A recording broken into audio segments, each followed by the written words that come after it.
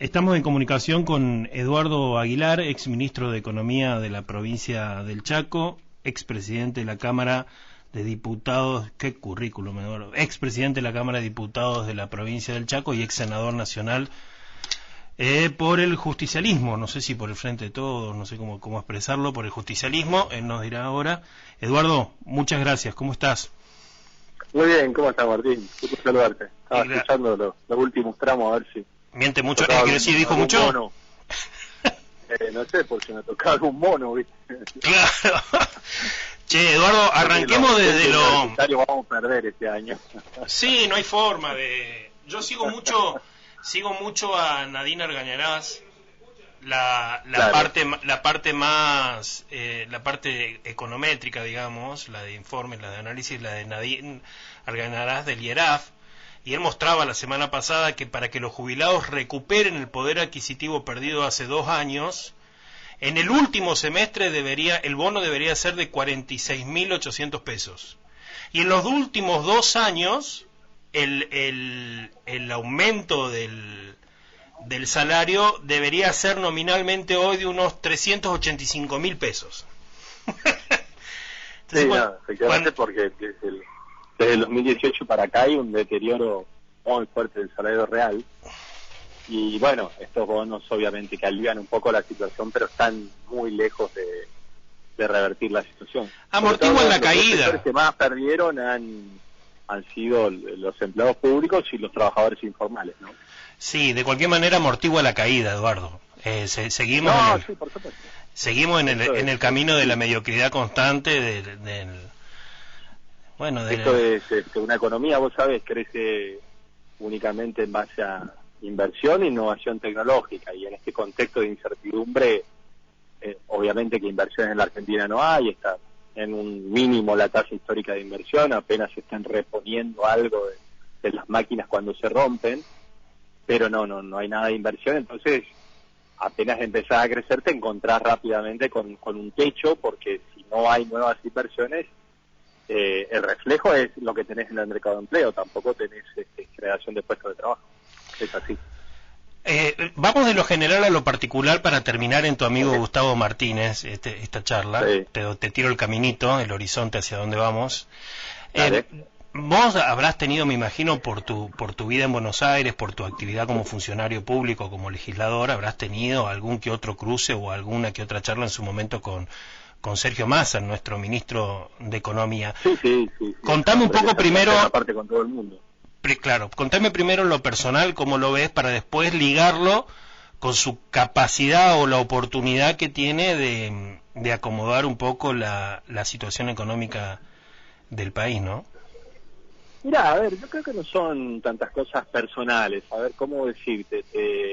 En lo personal, o en lo político, yo lo diría así. Mira, en lo político, más salía que un poco su trayectoria de los últimos años lo demuestra, puede un poco ir para cualquier lado, ¿no?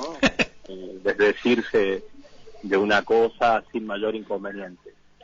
Ahora, en lo económico, él no es una persona formada, pero piensa lo que piensa, digamos. Es decir, es una persona con un pensamiento, te diría, un poco a la derecha de la media del peronismo, y muchísimo más a la derecha de lo que sería el kirchnerismo, ¿no es cierto?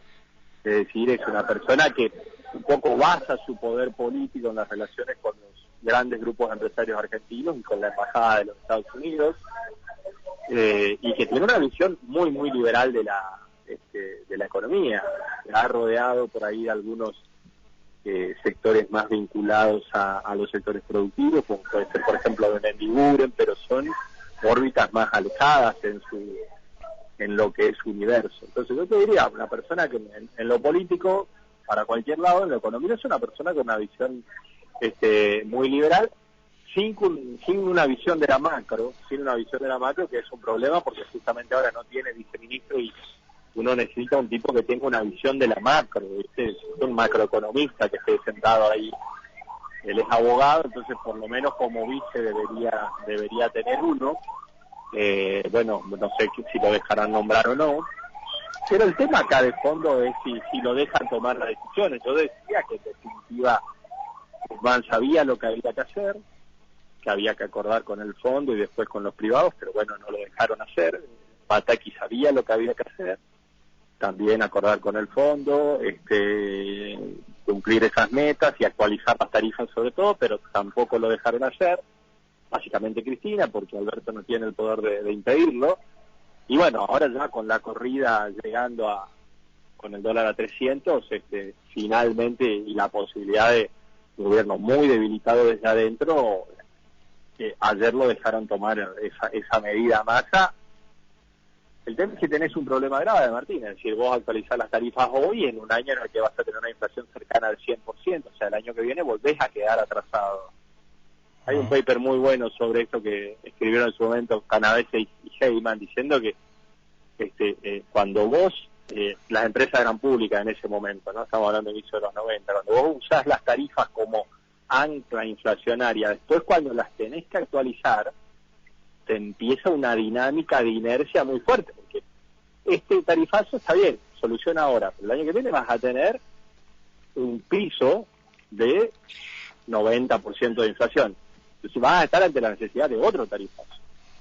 Y entonces estás en un círculo vicioso que si no forma parte de un plan muy integral, que tiene que ser achicar el déficit fiscal, reconstituir reservas, devaluar, y todo este conjunto de cosas, hacerlo con apoyo político y hacerle entender a la gente que para tener menos inflación primero vas a tener que tener más inflación.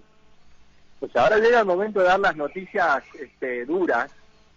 El problema es que no las dan, Eduardo, no dan las noticias duras. No, pero la gente las va a sentir, las siente en el bolsillo todos eso los sí. días, aunque se traten de ocultar, ¿no?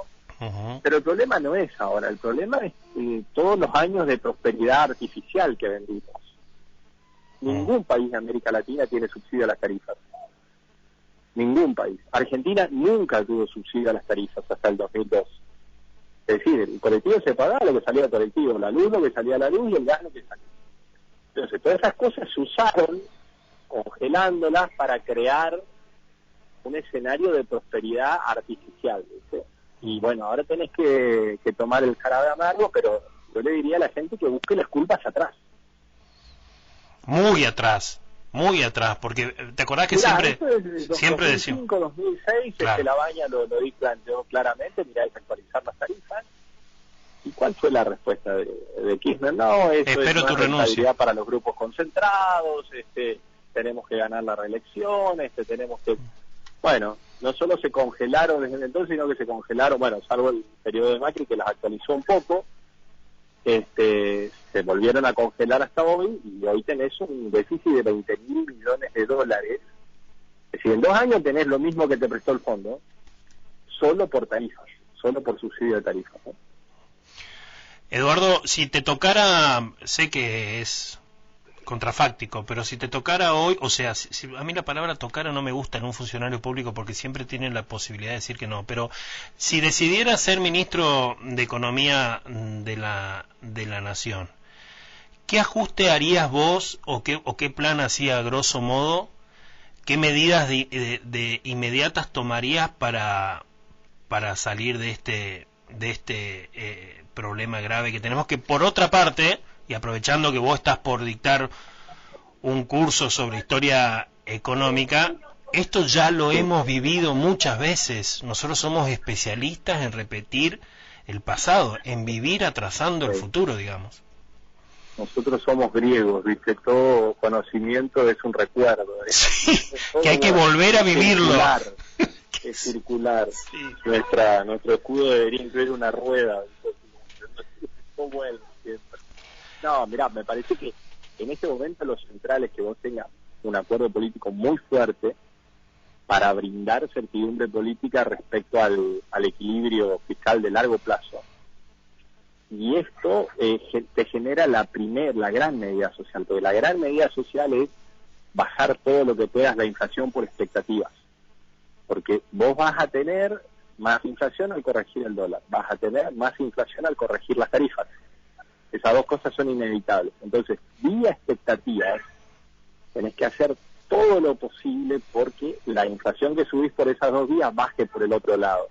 Ahora, eso te requiere un gran acuerdo político, mucha certidumbre política, te diría, sobre todo en cuanto al equilibrio fiscal. Una ley que de equilibrio fiscal intertemporal, aprobada por el 70-80% del Parlamento, ¿entendés? Con mecanismos de verificación muy claros. Entonces, algo así que pueda traer la confianza futura hacia hoy, y eso que morigere el efecto que vas a tener por tarifas y por dólar. Y si vos bajar la inflación, es la mejor política de recomposición de salarios. Porque ahí tenés fundamentalmente lo que más lo está afectando a la gente en este momento. O sea, tenés que empezar por ahí. Uh-huh. Lo veo difícil. Si yo estuviera sentado con vos en el Ministerio de Economía, fuera tu asesor o tu viceministro o tu secretario, te diría, che, Eduardo, vos querés un acuerdo político, pero en un país presidencialista, un acuerdo político de mediano y largo plazo requiere de una figura presidencial muy fuerte, una sola persona que no, muy fuerte. ¿Por qué se pudo hacer el ajuste del 91, 92, 89, 90, dependiendo de dónde lo quieras tomar, con Carlos Saúl Menem, Domingo Cavallo y todo lo demás? Lo cuenta Domingo Cavallo todo el tiempo y está en sus libros. Lo pudimos hacer porque había un presidente que apoyaba y que se comía los cachetazos y no le importaba. ¿Eso es posible? Sí, pero aparte estaba la licuación absoluta del radicalismo por la forma de elección del gobierno. Sí, es cierto, no había una oposición, es verdad. La condición que ponen Dromi y Menem es la aprobación por el Congreso del radicalismo en el Congreso de todas las leyes de reforma y reestructuración económica, ¿no? En este momento no es así, entonces efectivamente necesitas un presidente muy fuerte, muy legitimado por las elecciones, por los votos, y después tenés que ir a buscar a la parte de la oposición que pueda acordar. Yo no lo veo al kirchnerismo acordando con esto, pero acá hay un tema de fondo, Martín, que es ¿cuál es la evolución del peronismo? En el peronismo nunca una figura que pierde elecciones sobrevive en el poder. Nunca pasó eso. Vos perdés elecciones por izquierda y te suplanta un peronista que viene de la derecha. Perdés elecciones por derecha y te suplanta un peronista que viene de la izquierda, ¿viste? Uh-huh. Entonces, bueno, esto hace más de una década no es así. Es decir, Cristina perdió las elecciones del 2009, las del 2013, las del 2015, las del 2017, las del 2021, y el conjunto del peronismo todavía no se anima a dejarla del centro del poder. Qué cosa extraña, ¿no? Ahora, Eduardo, buen día. Es un dato absolutamente novedoso en la historia argentina, ¿no? Eduardo, me sorprendió porque no lo pensé. Sí, buen día. Gustavo Romero te saluda. ¿Cómo estás? ¿Cómo está, Gustavo? Bien. Bueno, gracias por atendernos, ¿eh? Hicimos las gestiones acá con Martín y bueno, yo le dije primero, no lo vamos a llamar. Bueno, me dijo, sí, por favor, bueno, sí, pero estamos acá. Ahora, mentira. No, muchísimas gracias porque siempre es muy bueno poder charlar e ir haciéndonos de conocimientos, sobre todo de la parte económica, ¿no? ¿Y vos por qué crees que no la pueden dejar a Cristina de lado? ¿Por qué no se arma bien el peronismo y dice, che, listo, dejémonos de joder con esta mujer y salgamos nosotros a trabajar para el país que realmente queremos, ¿no? Por un problema que tiene que ver con la reforma constitucional del 94 y que el kirchnerismo entendió muy bien. Si vos te haces fuerte en la provincia de Buenos Aires, hoy no se puede construir una alternativa nacional si vos no tenés una pata bonaerense. Claro. Entonces el kirchnerismo fue cooptando a todos los intendentes y a los que no los desafía con la cámpora, y entonces ha hecho de la provincia de Buenos Aires un territorio inexpugnable. Pero no le sirve para gobernar. Fíjate que el poder que tiene Cristina, cuando tiene poder lo pone a Alberto Fernández, cuando puede decidir lo pone a Massa. Es decir, no puede poner a alguien de su sector, pero puede vetar. En el camino, el peronismo va a ir desapareciendo. Va perdiendo elecciones, y tenés una figura que no puede ganar, pero puede vetar. Guarda con la hipótesis esa que estás afirmando o que estás proponiendo. Bueno, Eduardo, vos estás diciendo que el peronismo está tendiendo a desaparecer. Yo lo que estoy diciendo es que si los gobernadores del peronismo que tienen un pensamiento distinto, Schiaretti, Uñac, Perotti, Bordet, los Rodríguez A, no son capaces de generar una brecha en la provincia de Buenos Aires y armar una alternativa nacional con una parte del radicalismo que no piensa para nada distinto a nosotros, que sí piensa distinto a Macri, que piensa distinto a Bullrich, pero que no piensa para nada distinto a nosotros. Si no somos capaces de hacer eso, el peronismo se va a ir achicando como opción electoral. ¿Cuánto por ciento va a sacar en la próxima elección? No sé. Entonces, y va a pasar a perder ya la 8ª elección en una década. Pero entonces la hipótesis del presidente Macri, o lo que él afirmaba y afirma hasta el día de hoy, de que este es el último gobierno de peronismo, kirchnerismo, de peronismo de extrema izquierda, vos le estás dando la razón en eso, estás viendo que efectivamente vamos hacia ese camino, digamos. No, yo lo que veo es lo siguiente, te digo, Martín. Yo creo que tampoco la alianza de Cambiemos tiene ninguna consistencia. La verdad es que ahí hay gente que no piensa para nada. Una parte muy mayoritaria del radicalismo piensa como el peronismo del centro. Y cuando desaparezca, vos fijate que es lo que pasa todos los días, cuando se debilita el gobierno, cuando desaparece el kirchnerismo como opción ganadora, empieza a hacer implosión también la oposición. Empiezan a matarse entre ellos porque en realidad no tienen elemento aglutinador por fuera de la oposición al kirchnerismo. Ahora, si el kirchnerismo no puede ganar elecciones, ¿qué los une? Entonces yo lo que veo es que no solo vamos en esa dirección, sino que me gustaría apurar que vayamos en esa dirección. Una reconfiguración del sistema de partidos donde haya una fuerza de centro que reúna a peronistas de centro y a radicales que no macristas, digamos, vamos a decirlo de esta manera. Me parece que esto va a llevar un tiempo más o menos, pero va a terminar pasando. Vengamos un poco más acá a la provincia. Ya sabemos que, haciendo un resumen de lo que dijiste, sabemos que para que esto cambie de fondo necesitamos un presidente fuerte, así que tenemos que ir a las próximas elecciones. Se trata ahora de sobrevivir, de llegar a puerto de la mejor manera posible. 2 años de inflación al 100% y salarios reales cayendo. Eso es lo máximo que podemos lograr, Martín. Exacto. Seguir cayendo despacito, amortiguando de alguna manera esta decadencia hasta que haya un presidente fuerte. Esperemos sea un presidente fuerte. Vengamos a la provincia. Yo veo mucho en las redes sociales, sobre todo, el espanto que provoca el crecimiento de la coparticipación nominal. Ingresos récord en la provincia. No es la manera como los economistas analizamos la coparticipación, pero me gustaría que vos, que tenés la experiencia de haber estado 4 años mirando a las 12 del mediodía cuánta plata había, nos cuentes un poco cómo se administra la coparticipación provincial. ¿Por qué si hay ingresos tan grandes, tan importantes nominalmente, no se ve eso reflejado en un Chaco un poco mejor?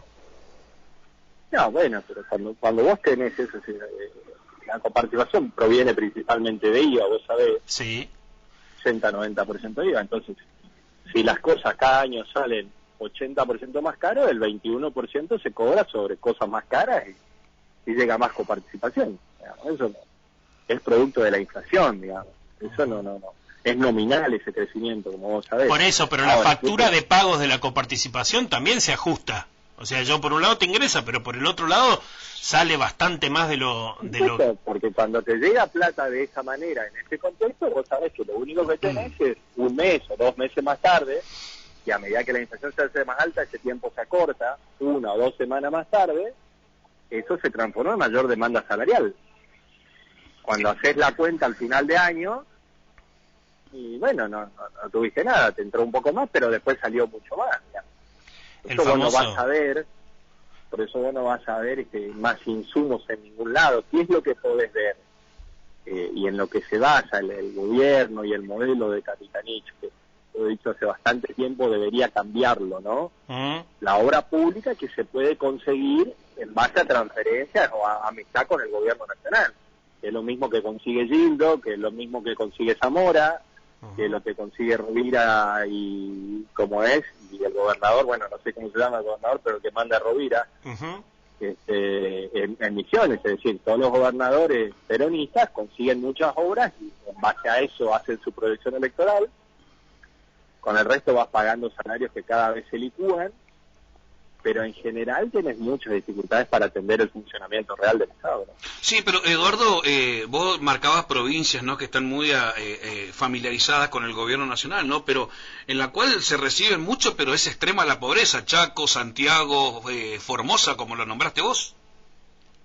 No, es que por supuesto que no lo vas a dar vuelta, ¿no? O sea, a ver, seamos claros. Eso, No hablemos de cómo salimos de la pobreza. No hay ninguna forma de revertir la pobreza con estos niveles de inflación. O sea, la reversión de la pobreza es una tarea de largo plazo porque en la Argentina ya es estructural. Tenés más de 2 décadas de 30% de pobreza estructural dura, ya repetida por generaciones, ¿no es cierto? Ahora las generaciones son más cortas, no es 25 años como antes. Entonces es muy duro. Pero entonces, la pobreza por ingresos, con esta inflación, ni hablemos. Y la estructural que requiere un Estado de una calidad que vos efectivamente no tenés. Necesitas una reforma del Estado enorme. A ver, yo te digo una cosa, vos primera política para revertir la pobreza hoy, necesitas políticas de cuidado.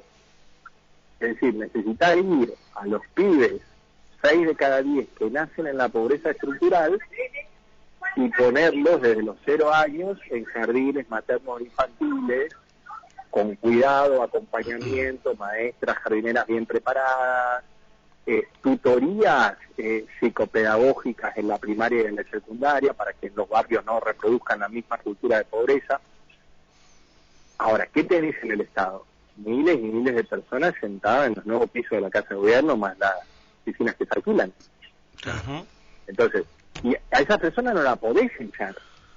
Entonces, tenemos que sentarnos con un PCP y decir, mira, a ver, necesitamos reestructurar completo. La tarea que yo necesito vos ya no es que estés sentado acá. Necesito capacitarte para que acompañes a docentes en políticas de cuidado y tutorías psicopedagógicas. Ahora, es una reestructuración global del Estado. Qué difícil lo que propones. Estamos hablando de un esfuerzo enorme. Sí, qué difícil. Tenés que lograr la comprensión de los gremios, porque te tenés que modificar el estatuto, porque el tipo está haciendo su carrera adentro y dice, mira, la verdad es que no te necesito más acá, loco. Sí. Ya tengo mucha gente sentada. ¿Sabés lo que necesito? Voy a armar un jardín materno infantil en cada barrio pobre. Van a poder ir los chicos de los 0 años, maestras jardineras, que lo estimulen, esto, lo otro, cuidado. Después en la secundaria, tutorías psicopedagógicas, tenés que acompañar a los profesores, los tenés que capacitar a esa gente, porque esa gente no sabe hoy está escribiendo en una computadora, si tiene computadora en el Estado, ¿no sé? Entonces, porque si vos pudieras decir, mira, este Estado no, empiezo otro, lo armo de vuelta, pero no es un pizarrón en blanco, tenés que hacer la reforma con la gente que tenés.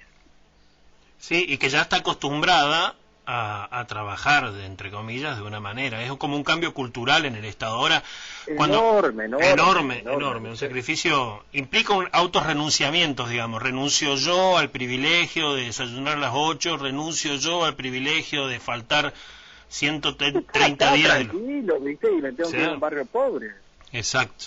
¿Entendés? Ahora que necesitas una autoridad moral en la dirigencia política, pero enorme. ¿No? Sí. Y comprensión en la dirigencia gremial también. Comprensión. Entonces, renunciamiento, comprensión, es decir, tenés que poner un proyecto de provincia muy claro por delante para que la gente se pueda sumar a eso.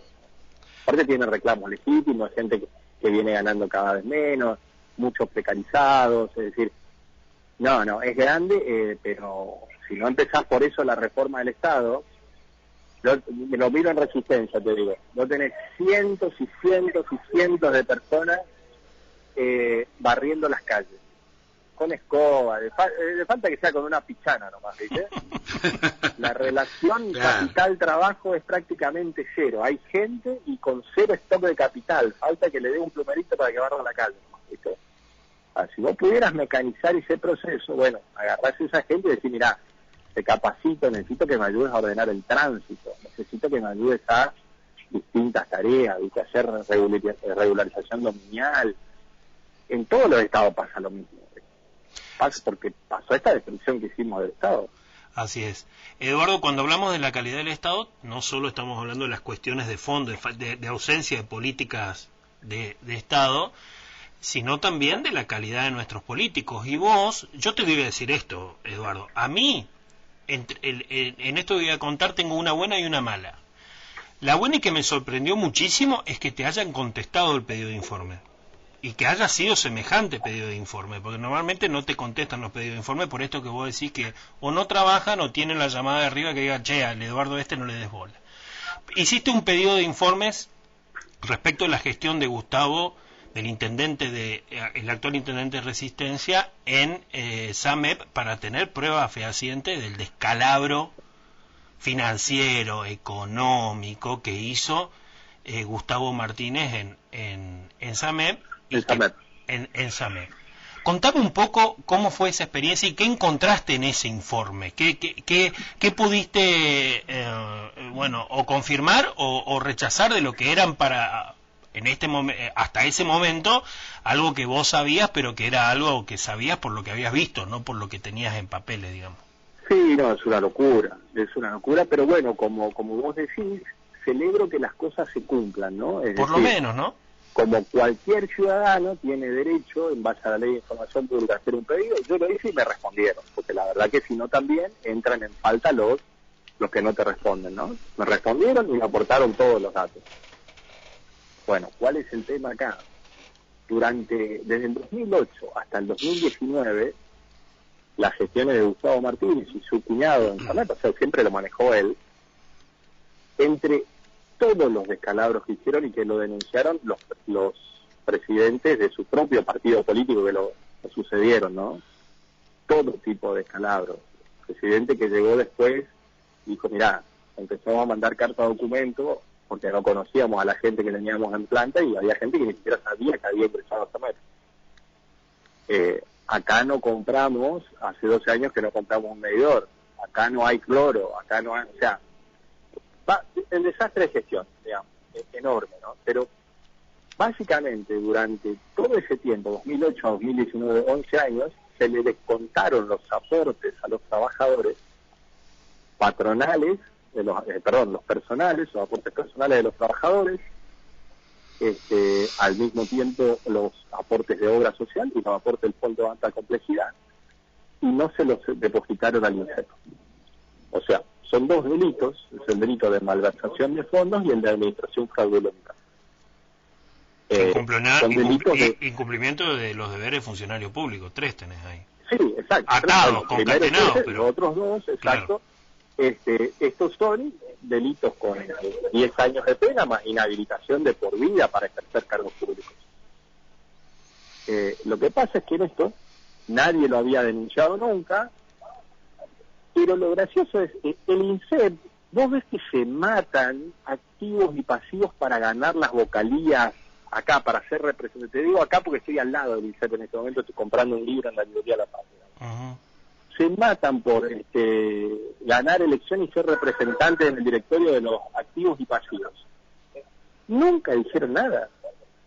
Nunca hicieron un reclamo. ¿Nunca vieron esto, Diego? ¿Para qué quieren ser representantes? Yo hace poco, mira, te juro que me sorprendió porque era antes de que empiece este tema, veo que gana una lista conducida por Liliana Quiroz Activa. Yo la tuve como compañera de trabajo, no digo empleada porque no me gusta ese término, pero en la Cámara de Diputados conmigo, una persona de muchísima confianza de Gustavo Martínez. Bueno, festejo de la agrupación, viene a festejar Gustavo Martínez con él. ¿Cuál es el interés de tener una lista mía como síndico del INSEP o como vocal del INSEP? Bueno, ahora veo cuál es el interés, digamos. Pero toda esa gente que se postula en listas para representar a los jubilados, para representar a los activos, ¿qué es lo que controla? Y toda la oposición radical y todos los funcionarios del propio peronismo que fueron pasando por el INSEP. ¿Cómo nunca nadie denunció eso? ¿Cómo nos acostumbramos a este tipo de cosas, digo yo? ¿Cómo pensé que una persona, o sea, el INSEP, vos sabés, es noticia todos los días, a veces no tiene plata para pagar el cajón de una persona que se muera, Claro. Vos estás descontando los fondos de alta complejidad, quiere decir que si un pibe tiene cáncer, es que no tenés plata para atenderlo. ¿Verdad que hay que llegar a colmos? Pero eso es un colmo increíble. Y hacerlo durante 11 años, por un total de casi 700 millones de pesos nominales, pero son más de 3.000 millones de pesos si vos lo vas actualizando por inflación. Bueno, imagínate lo que significa. Aparte de todo esto, vos podés decir, bueno, ¿cómo es? SAMEP tenía deudas porque estaba haciendo inversiones. No, las inversiones de SAMEP las pagaba el gobierno provincial, el Tesoro. Aparte, vos podés decir, quizá no tenía ayuda del gobierno provincial. No, durante ese mismo periodo recibió fondos adicionales de la provincia por 800 millones de pesos durante los gobiernos de Capitanich y Pepo. 800 millones de pesos, aparte de los 600 que se quedó con los aportes de los trabajadores, y eso significó dejar después una empresa arruinada, porque yo iba a decir, mirá, está bien, me quedé con la plata, pero la verdad es que no había cloro. Pero no, o sea, esto fue lo que denunció Pablo Sánchez, el presidente que asumió después, ¿no? Equipos de Zumba, le pagamos el equipo al Hindú para que completa en la Liga A, duplicación de la planta de personal, en cada área jerárquica de SAMEP un director, como te dicen hoy, sin conocimiento básico, sin poder manejar una planilla de Excel, entonces la empresa totalmente paralizada. Bueno, una locura de destrucción del Estado. Entonces, bueno, pedí los informes, estoy armando la denuncia, bueno, algunos abogados me ayudan, pues yo no sé armar denuncia y no soy abogado, no sé ni cómo uno se dirige al juez. Mientras tanto, el caradura, yo le digo caradura, mercenario, delincuente, me hace una querella porque le molesta que diga que usa chupines que le quedan feos, viste, que el nuevo peinado de pelo con el nuevo corte de pelo parece el Manolito de Mafalda, ¿viste? Pero yo lo cargo porque es un ridículo que intenta blanquear su imagen pública mientras sigue con las peores prácticas políticas y de corrupción. Y cree que poniéndose saquito va a blanquear su imagen pública, ¿viste? Y me molesta mucho que la sociedad de resistencia, en gran medida, sabe todo esto y le presta la cara para el blanqueo. Vos lo ves en grandes actos de biblioteca, de la sociedad rural, de la Cámara de Comercio, ¿viste? Sí, el problema, a veces pienso, no son los que afanan, sino los que naturalizamos el afán. Políticos y sociedad. Porque es un sistema, Eduardo, esto que vos estás relatando, es el sistema que funciona en Argentina y en otros lugares del mundo, pero en Argentina sobre todo, para hacer política, Eduardo. Vos no llegaste a gobernador porque no tenías un banco para pagar los carteles. O para pagar el... Tampoco sabía que estos curros, nosotros conquistamos... Pero vos no sabías que vos como ministro... Pero acordate que también para todo esto, Martín, Eduardo, se ocupan todos los móviles del Estado para hacer campaña también, ¿eh? Pero eso lo hace todo el mundo, Eduardo. Vos cuando fuiste candidato a diputado, cuando fuiste candidato a senador, ¿no veías esto, Eduardo? No te lo digo como una chicana, te lo digo porque necesito... Estuvo en el gobierno también, o sea, no se lo veía. Te digo algo muy autocrítico con esto. Sí. Muy autocrítico con esto. La verdad es que yo fui cambiando mi percepción acerca del peso de la corrupción en la política. Cuando yo ingresé al gobierno, decía, bueno, sí, hay gente que afana algunas cosas para hacer campaña, hay algunos parásitos ahí, pero lo que importa es tener un proyecto de provincia y a esos tipos te lo vas sacando de a poco de encima, ¿no es cierto? Sí, pero era mi idea de la cosa. Claro, después era mi idea de la cuestión. Después me di cuenta que cuando llegaba el momento de definiciones, si vos no tenías una bolsa de guita para hacer campaña, no podías competir. Claro. Entonces, cada vez que quise ser candidato a algo, y me dijeron, no, hace interna. ¿Y con qué plata voy a hacer interna? No sé, es un problema tuyo. Entonces, primero me di cuenta que con esta regla del juego, sin plata, sin afanar, vos no podés competir. Entonces, eso fue cambiando mi percepción acerca de la importancia de la corrupción. Y después me di cuenta que estos casos de corrupción no es que terminan poniéndote una mancha en tu proyecto político, terminan comiéndote el proyecto político. Porque Capitalismo puede mostrar no sé cuántas escuelas y hospitales y rutas y todo lo demás.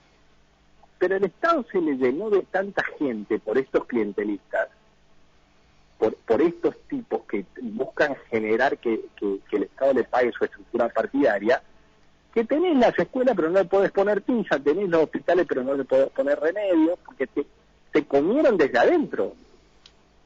Pasa en los municipios también, Eduardo, porque es un sistema, es la manera en que se hace política. Yo hago esa autocrítica, es decir, hoy la verdad es que creo que si no ponemos un piso moral, ¿viste?, en el funcionamiento, yo te digo la verdad, yo la detestaba a Lidita Carrió, la sigo detestando bastante.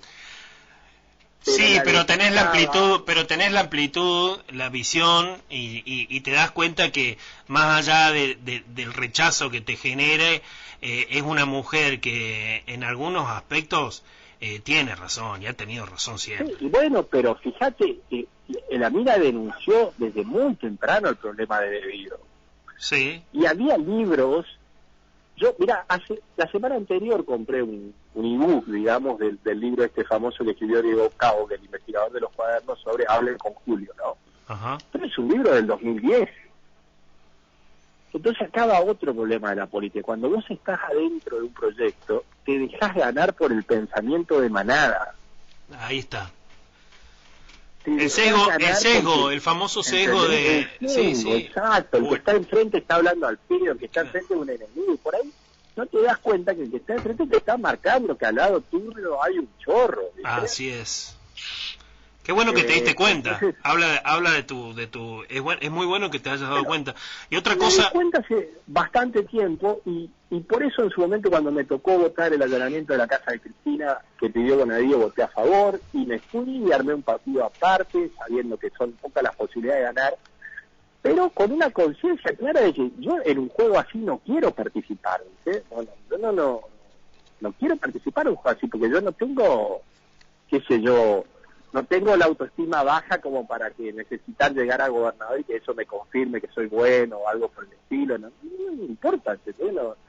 Entonces, pero quiero hacer algo que sirva y si no prefiero estar, bueno, vos me conocés, fuera del juego leyendo libros, en este momento estoy comprando un libro acá, ¿entendés? Porque empiezo una clase ahora de formación de líderes mañana, y aparte es de formación docente también, pero la verdad es que voy a intentar por todos los medios, primero, terminar la denuncia y presentarla contra Gustavo Martínez y articular un frente en resistencia que le gane las elecciones. ¿Serás candidato? Porque, entonces?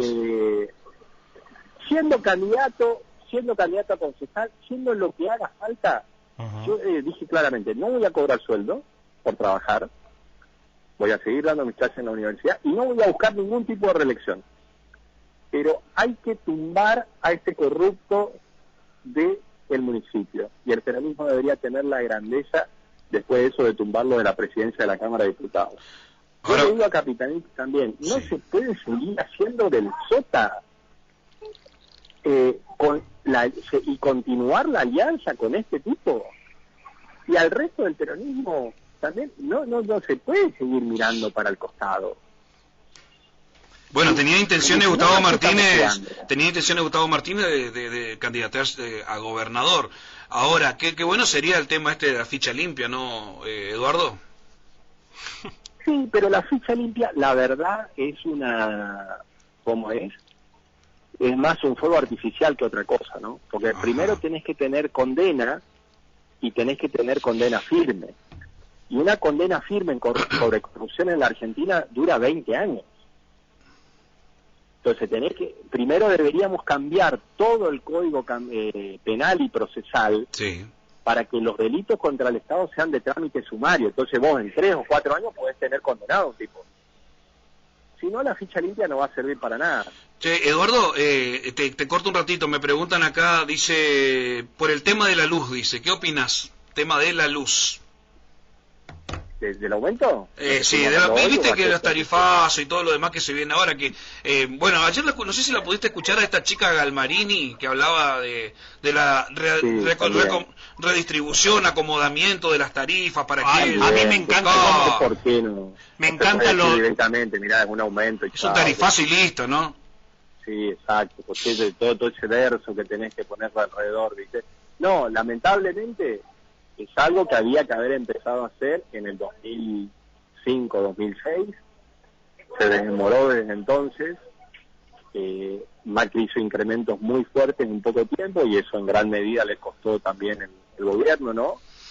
Se volvieron a congelar desde el 2019 y bueno, ahora es inevitable, lamentablemente. Yo lo que le diría a la gente, le va a doler en el bolsillo, le va a doler. Pero la culpa no está ahora, sino cuando se tomaron, lo que decíamos hoy, cuando se vivió una prosperidad artificial pagando precios artificiales. No podemos pagar 30% de lo que vale generar luz.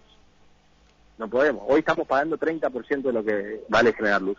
Esto no pasa en ningún país de Latinoamérica, no pasó nunca en la Argentina. Ahora vamos a ir llegando a los precios reales. Ahora va a doler y nos vamos a dar cuenta de que somos más pobres de lo que ya somos en este momento, ¿no? Uh-huh. Eduardo, quiero agradecerte... Pero es así, la verdad que, qué sé yo, mentira a esta altura ya, viste... El tema es que este país para darse vuelta por completo, para hacerse un país de la década del 80, de 1880 en adelante, necesita ser refundado prácticamente. Tenemos que, por donde tocas, te das cuenta que tenés que cambiarte, tenés que cambiar tu forma de ver las cosas, tu forma de pensar, la manera en que elegimos a nuestros representantes, qué calidad de representantes tenemos, cómo armamos las listas, la justicia, qué tipo de justicia tenemos. ¿Sabés qué es lo increíble, Martín? Es que las enormes posibilidades. Es un momento en el que la demanda de granos en el mundo explota. China tiene el 50% de la población urbanizada y en los próximos 30 años va a urbanizar el otro 50%. La demanda de proteínas animales, es decir, de soja para nosotros, va a explotar. El mundo tiene que ir a la reducción de la emisión de carbono, entonces la demanda de litio va a explotar, pero hasta que haga eso necesita petróleo por los problemas en Oriente Medio que nunca termina de caminarse. Entonces, tenemos muchísimas posibilidades, es increíble lo que está creciendo la industria del conocimiento y las comunicaciones y tenemos gente talentosa en la Argentina. O sea, estamos en el paraíso en términos de contexto y nos estamos hundiendo en el pantano porque no somos capaces de organizar nada. Y eso es culpa de la dirigencia política, cada uno con el nivel de poder que tuvo y la participación que tuvo. Por eso te quiero decir, me incluyo yo, pero cada uno con el nivel de participación que tuvo, nos estamos hundiendo por culpa de la dirigencia política en un mar que está espectacular. A principios del siglo XX tuvimos esto, en la generación del 80 tuvimos un escenario tan favorable. Nunca tuvimos esto, ¿viste? Y nos estamos hundiendo. Entonces, si no hacemos una autocrítica, yo la verdad es que no sé para qué servir. Te mando un abrazo enorme, Eduardo, te agradezco mucho por este tiempo, casi una hora de charla. Sí. Te agradezco en serio mucho por este tiempo. Disculpa los de la librería La Paz que deben estar esperando para cobrar el libro. Bueno, muchísimas gracias. Nos hablamos Martín, dejá pasar un chivo. Dejá pasar un chivo. Dale. Mañana a 18 horas se puede hacer virtual o presencial. Es una capacitación docente gratuito, totalmente gratuito. Empezamos un curso de historia política, económica y social de la Argentina. Dura 2 cuatrimestres. Da 4 puntos para los docentes como capacitación y es una capacitación gratuita que la damos desde la UNE, obviamente. Basta con conectarse y después estudiar duro, porque no va a ser de esas capacitaciones donde por ahí se regalan cosas, viste, que no es de mis actividades. No, yo te parecí. ¿Horarios de esto, Eduardo? Es de 18 a 21 los lunes y los jueves. Que ingresen ahí por mí, por mí, hay que ver en mi página nada más cómo es el código. Y ese en paralelo es el primer curso de un instituto universitario que estoy lanzando, que es un programa de formación de nuevos líderes políticos para el Chaco. Primero vamos a formar en historia, después en economía para políticos, después en políticas públicas, después en ciencias políticas y después de liderazgo en valores, ¿no? O sea que si hay gente, jóvenes, como digo yo, de alma de documento, que tienen ganas de realmente meterse a cagarse a piña en el barro de la política, pero formados, no hablando macana, los invitamos a que ahí hay un formulario, que nos manden una carta y los evaluamos. Lo vamos a hacer viajar por distintos lugares del país, lo vamos a poner en contacto con los sectores productivos, lo vamos a hacer ir a los barrios pobres, mientras estudian filosofía, sociología, políticas públicas, ¿viste? Vamos a tratar de formar nuevos líderes políticos para el Chaco. Eso es tratar de formar, y dejemos de regalar notebook a quienes realmente no lo necesitan. Ayudemos a los jóvenes que quieren avanzar y que necesitan tener un futuro, Eduardo, ¿eh? Sí, yo creo que eso se da como ejemplo estudiando duro, ¿no? Sí. Así que ahí Martín lo hicimos. No, si yo acá el oyente se me escapó. No, que acá el oyente que sabe mi relación de agradecimiento que tengo, más allá que yo políticamente puedo estar en algunas cosas de acuerdo o no con vos, que entre paréntesis vos estás dispuesto a escuchar que alguien no está de acuerdo con vos. La verdad es que yo te padecí. Yo venía en la UNE tranquilo, de taquito, venía rindiendo materia con los resúmenes de 15, 20 hojas y nos pusiste a estudiar, Madre Santa. Sí, pero duro. hoy te lo tengo que agradecer, porque cuando pedí el pase para terminar la carrera en Córdoba, si yo no te hubiese tenido a vos, yo hacía agua en Córdoba. No me recibía. Y aprendí, y supe, y sé. Y eso es gracias a vos. Te agradezco mucho, Eduardo, te mando un abrazo enorme, y todo aquel que quiera aprender de historia estudiando, que entre en las redes sociales de Eduardo Aguilar y busque el link para poder inscribirse. Gracias por este tiempo, Eduardo. ¿Se cortó? ¿Se cortó?